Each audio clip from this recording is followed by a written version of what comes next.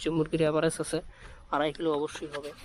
এই যে দেখছো খুব সুন্দর বড় বড় আছে, পাগুলা দেখছো একবার মোটা মোটা আছে। মুরগি কিন্তু খুব খুব গ্রোথ আছে। মুরগি কিন্তু 2.5 কিলোর উপরে আছে। মুরগিগুলা লেপটিন হয়ে গেছে, তো গাড়ি লোড হয়ে গেছে। এই ঘরের মালটার বেশি প্রবলেম হয়েছিল, তো এই মালটা চলে গেছে, লিফটিন হয়ে গেছে। ভাইরাস সমস্যাটা মানে ওই ঘরের মালটা লিফটিন হয়ে গেছে। তো চলো আমি তোমাদেরকে আমার যে মুরগির যে বুকসটা আছে, যে খাতাটা আছে, সেই চালানগুলো আমি তোমাদেরকে দেখাই, তাহলে তোমরা বুঝতে পারবে যে কত পিস মর্টালিটি হয়ে গেছে।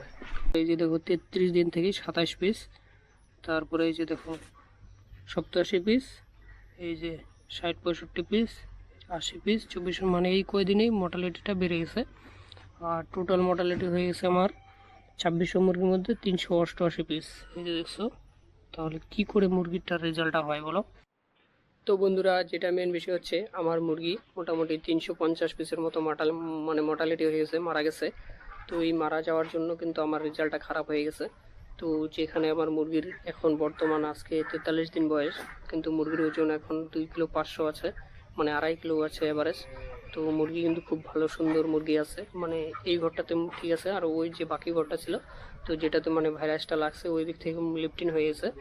তো আর যেটা মেন বিষয় হচ্ছে মুরগির কিন্তু রেটও ভালো নেই, মুরগির বাজার বর্তমান খুব কম আছে। তো এই জন্য কিন্তু মুরগি কিন্তু বিক্রি মানে এইটা কিন্তু নিচ্ছে না। ওটা কিন্তু 2 দিন আগে আমার লিফটিন হয়ে গেছে, এইটা কিন্তু নিচ্ছে না এখনো। আর এই যে দেখো মুরগি কিন্তু খুব সুন্দর, যে মুরগির অ্যাভারেজ আছে 2.5 কিলো অবশ্যই হবে। এই যে দেখছো খুব সুন্দর বড় বড় আছে, পাগুলা দেখছো একবার মোটা মোটা আছে। মুরগি কিন্তু খুব খুব গ্রোথ আছে। মুরগি কিন্তু 2.5 কিলোর উপরে আছে। তো এই জিনিসটা তো মানে খুব ভালো লাগলো যে মুরগিটা আমার। হ্যালো বন্ধুরা, তো ওই যে আবার ফার্মের ভিডিও নিয়ে চলে আসলাম। এই যে দেখছো এটা ঘরে মুরগি কোথায় গেল, এই মুরগিগুলা লেফটিন হয়ে গেছে, তো গাড়ি লোড হয়ে গেছে। এই ঘরের মালটার বেশি প্রবলেম হয়েছিল, তো এই মালটা চলে গেছে। আর এখন বর্তমান ওই ফার্মের মালটা আছে। তো চলো ওই ফার্মে যাওয়া যাক। তো এই যে দেখছো আরেকটা ফার্ম, তো আমার কিন্তু এই ফার্মের মুরগিটা আছে। তো এই মুরগিটার বয়স আজকে হয়ে গেছে 43 দিন হয়ে গেছে। আর মুরগির ওজন বডি ওয়েট সব ঠিক আছে। আর এই ঘরটাতে কিন্তু ভাইরাস প্রবলেম ধরেনি। আর কিন্তু এই ঘরটাতে মুরগিটা পাতলা করে দেওয়া হয়েছে, কারণ অল্প কিছু ওই ঘর থেকে নেওয়ার পরে এই ঘরটাতে চলে আসছে গাড়িটা, মানে এটা থেকে অল্প কিছু লোড হয়ে গেছে। আর বাকি মুরগিটা দেখো, মুরগির বডি ওয়েট সমস্ত কিছু ঠিকঠাক আছে। কিন্তু আমার এখন মুরগির দানা দিতে হবে, কারণ ফিটারে দানা নেই। দেখছো ফার্মটা কিন্তু পাতলা হয়ে গেছে, কারণ এটা থেকে কিছুটা লুটিন মানে হয়ে গেছে। আর এর মাঝখানে যে পার্টিশনটা ছিল, সেই পার্টিশনটা কিন্তু আমি কিন্তু মানে অ্যাডজাস্ট করেছি, মানে পুরো ঘরটাই একাকার করে দিয়েছি, মানে একটা বোর্ডিং করে দিয়েছি। কারণ মুরগি বড় হয়ে গেলে পার্টিশন করে দিলে কি হয়, মুরগিটা মিক্সড হয় না। পার্টি যখন আসে তখন খালি মুরগা মালগুলাই নিতে চায়, মুরগিটা নিতে চায় না।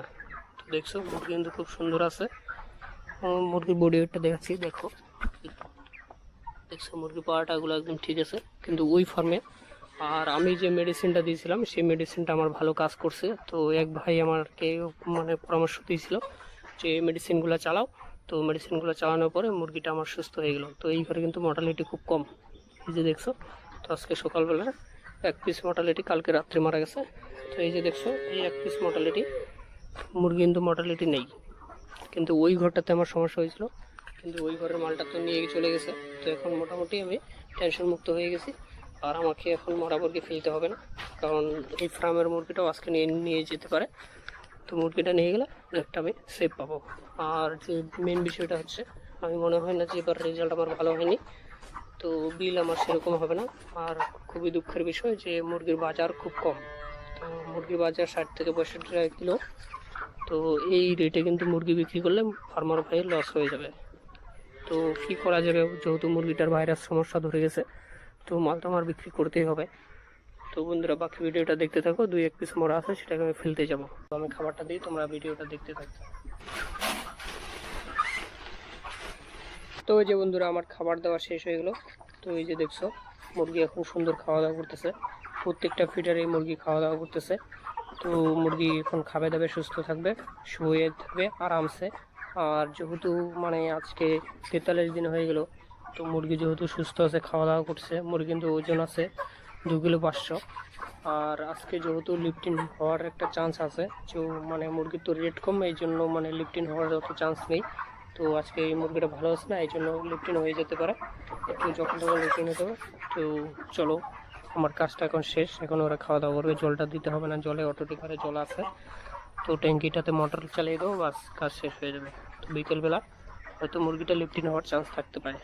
লিফটিন হয়ে গেছে, বাইরের সমস্যাটা মানে ওই ঘরের মালটা লিফটিন হয়ে গেছে। তো চলো আমি তোমাদেরকে আমার যে মুরগির যে বুকসটা আছে, যে খাতাটা আছে, সেই চালানগুলো আমি তোমাদেরকে দেখাই, তাহলে তোমরা বুঝতে পারবে যে কত পিস মর্টালিটি হয়ে গেছে। তো এই যে বন্ধুরা দেখছো 2600, এই যে দেখছো 2640টা আমার মুরগি মানে বাচ্চা দিয়েছে, তারপরে 8 পিস 4 পিস এরকম মরা, এই যে দেখছো। তো এদিকে কিন্তু মরা কম। তো এদিকে দেখছো এই যে হচ্ছে গিয়া তোমার 22 দিন অবধি 20 পিস, এই যে 14 পিস, মানে অল্প অল্প মরা, এরকম স্বাভাবিক মরা থাকে। তারপরে এই যে দেখো 33 দিন থেকে 27 পিস, তারপরে এই যে দেখো 87 পিস, এই যে 60-65 পিস, 80 পিস, 24, মানে এই কয়দিনেই মর্টালিটিটা বেড়ে গেছে। আর টোটাল মর্টালিটি হয়ে গেছে আমার 2600 মুরগির মধ্যে 388 পিস, এই যে দেখছো। তাহলে কি করে মুরগিটার রেজাল্টটা হয় বলো? যেখানে 100 বা 150 মুরগি মরে, সেখানে যদি এরকম মুরগি মর্টালিটি হয়ে যায়, তো এখানে রেজাল্ট কি করে রেজাল্ট হয় বলো? তো এই জন্যই তো আমার রেজাল্ট খারাপ হয়ে গেছে। হ্যালো বন্ধুরা, তো আজকে আমি যাচ্ছি আসাম থেকে, একটা ভাই কেদারনাথ যাচ্ছে, সে ভাইয়ের সাথে দেখা করতে। সে ভাই মোটামুটি শ্রীরামপুর বর্ডার পার হয়ে যে 12বিশা আছে, সে 12বিশাতে চলে আসছে। তো আমি ওই ভাইয়ের সাথে দেখা করতে যাচ্ছি। আর আমি এখন আমার এই যে সাইকেলটা নিয়ে আমি বেরিয়ে গেলাম। তো এই যে দেখছো নদীর নাজারা, এরকম একটা ব্রিজ আছে, তো এটা আমার বাড়ির পাশেই, মোটামুটি নাটাবাড়ি থেকে 1-1.5 কিলোমিটার গেলে এরকম একটা ব্রিজ নদী দেখতে পড়বে, এটা গদাধর নদী। তো এই যে দেখছো দাদুটা ওখানে মাছ মারতেছে। তো এই হচ্ছে নাজারা। তো চলো এখন ভাইটার কাছে যাওয়া যাক। তো আমার এখন বাড়ি থেকে বেরিয়েছে, আমার চলতে চলতে মোটামুটি 1 থেকে 1.5 ঘন্টা টাইম লাগবে যাইতে। তো চলো 12বিশা যাওয়া যাক।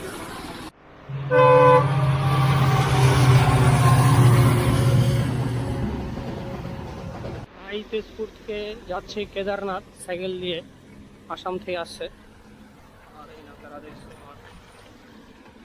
বৰ্তমান সময় হ'ল মানে ইয়াতে আহি আমি এতিয়া পালোঁ, পাই পেলাই মানে শ্ৰীৰাম বৰ্ডাৰখন ক্ৰছ কৰিলোঁ। শ্ৰীৰাম বৰ্ডাৰখন ক্ৰছ কৰাৰ আগতে এদিনে এখন হাইৱে পালোঁ, এই হাইৱেতে এতিয়া আছোঁ আমি। আৰু মোৰ লগৰখন লগ পালোঁ, আৰু এখন চাইকেল ৰাইডাৰ দাসক লগ পালোঁ। তো তাৰপৰা আগলৈ যাই আছোঁ। অঁ নহয়, তোমাৰ ভাল নামটো কি হয়? বিপ্লৱ। বন্ধুক লগ পালোঁ আৰু হৰ মহাদেৱ।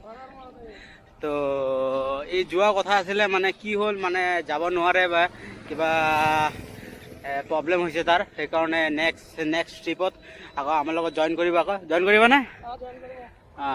তো ঠিক আছে, ব'লা আগলৈ যাম আৰু চাই থাকক ভিডিঅ'খন। তো আমি আগলৈ আগবাঢ়ি আছোঁ।